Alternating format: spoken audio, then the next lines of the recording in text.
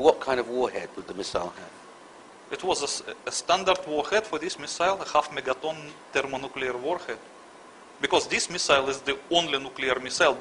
There is no ordinary warhead for this missile. It can only be nuclear, and it was nuclear. A thermonuclear warhead thermonuclear is launched from somewhere in the Atlantic at the Pentagon building and arrives. Yes. Okay.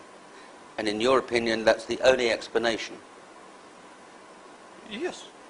This is the explanation of the mechanics of the Pentagon attack. Yes. And also of the behavior of the US government. Ah. It explains everything. Okay. We'll come to the origins of the missile, because in your book you disclose where it's come from and when and how it got to be in the hands of people that wanted to attack the United States. But let's talk for a second about the total events, the chronology. Within 45 minutes, 2 explosions, they say planes hitting, you say explosions at the World Trade Center. A missile attack on Washington, and then a short time after that, a plane crashing in Shanksville, Pennsylvania. What do you say happened after the Pentagon attack? Oh, this is a little bit complicated story. Because in order to understand this, we have to understand first about the demolition scheme of the World Trade Center. Okay. Otherwise, it will not be easy to explain. Let's do it this way.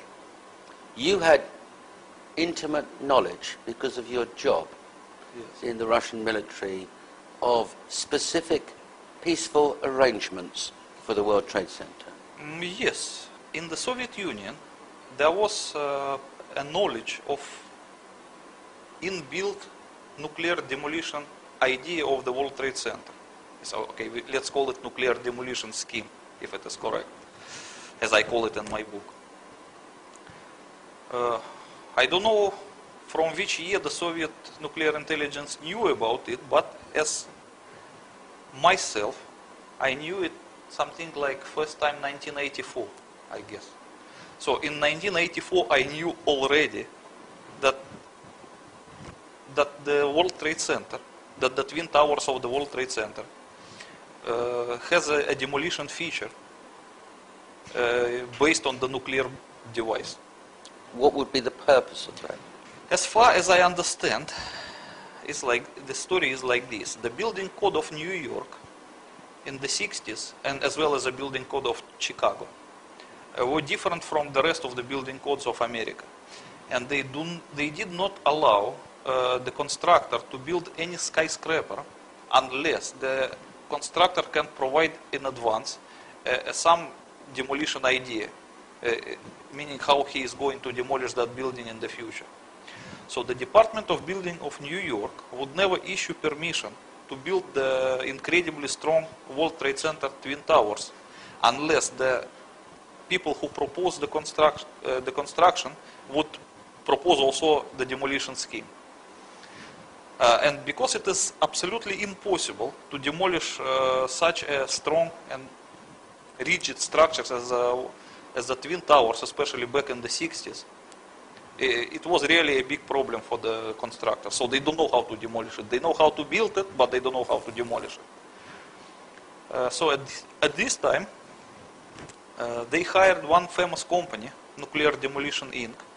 Nuclear Demolition Inc. Controlled Demolition Inc., which actually deserves to be renamed, I guess. Maybe a Freudian slip. Yes.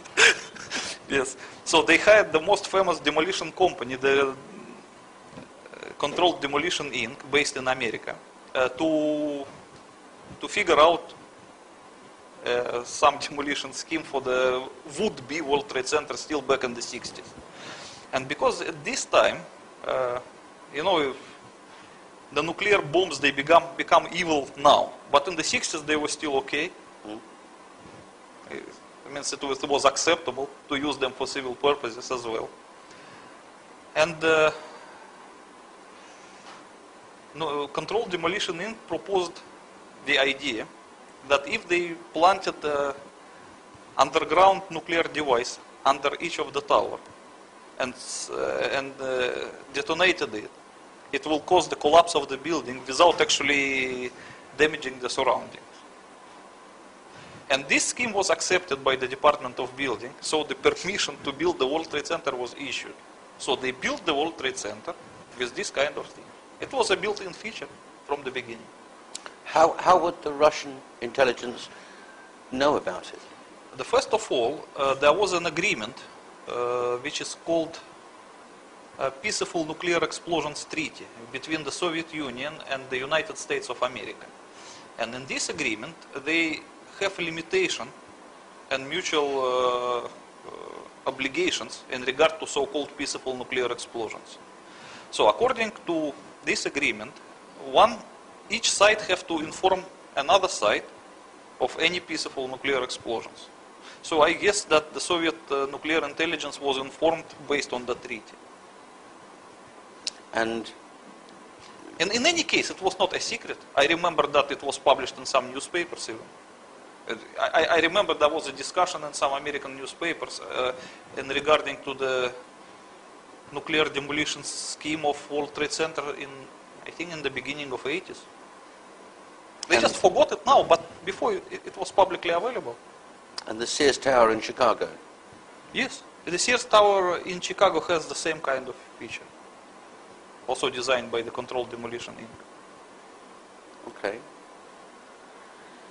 To a layman, it does seem mad, frankly, that here we have the World Trade Center where thousands of people live and work, surrounded by other places where people live and work, that there might be a nuclear device underneath standing by to be used in case it requires demolition. That does seem to the layman quite mad. Would it be a safe thing to do? Look, it does not only look mad for the layman, it also looked mad for the Soviet nuclear intelligence. Because it was a standing joke amongst our officers. It was such a crazy thing that I give you one example. In the middle of Bangkok, there was a big supermarket which was also called World Trade Center. Nowadays, it is renamed. They don't want people to remember the words. But back in the 90s, it was still a World Trade Center. So there was a funny story.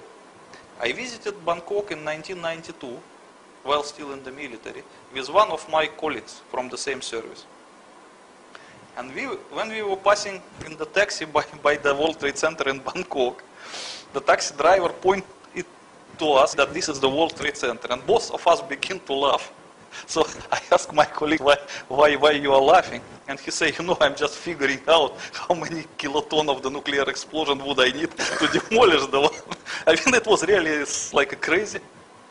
But there must have So it's really a mad idea. But it was, otherwise they cannot get the permission to build it.